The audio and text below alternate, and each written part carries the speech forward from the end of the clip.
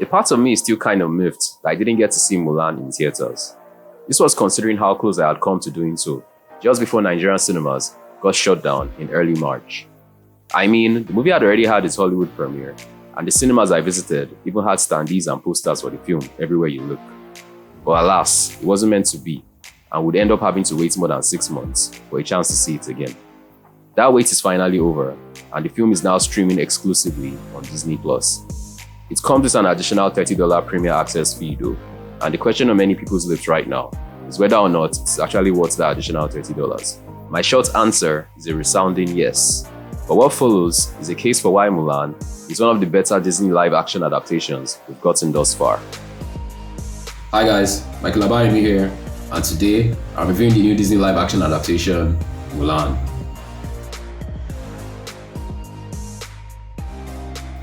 The movie stars Liu Yifei as Mulan, a young girl with very powerful chi that manifests in the form of acrobatic grace and exceptional fighting skills.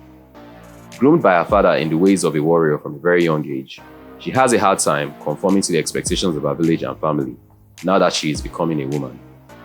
But when the empire is threatened by an army of Roran invaders, the emperor decrees that all families must supply one man to fight in an army of their own.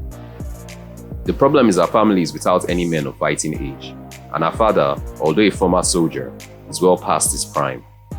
He accepts the emperor's call all the same, not wanting to bring dishonor to their family name.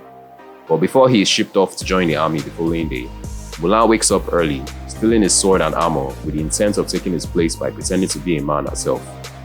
Now she must hope that she doesn't get discovered, while trying to bring honor to their family name.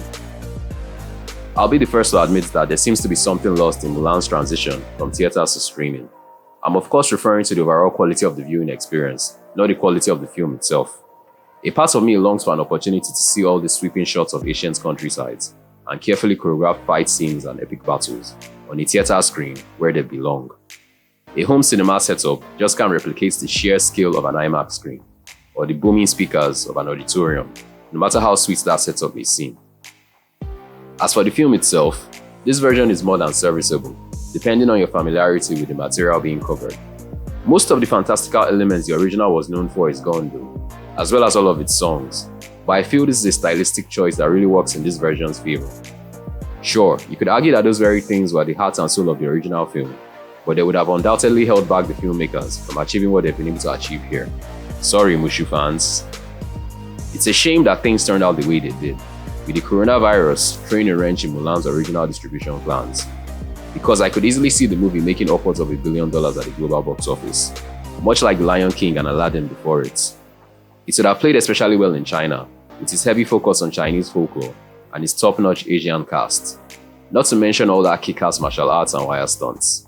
The movie boasts the kind of spectacle you would expect to find from a full-blown Asian production, and I think this live-action version will appeal to fans of Asian cinema and fans of action-adventure stories in general. Is it as great as the 1998 animated version? No, of course not, but that doesn't make it any less great in its own right. I would give the film an 8 out of 10. And those are my thoughts about the live-action version of Mulan.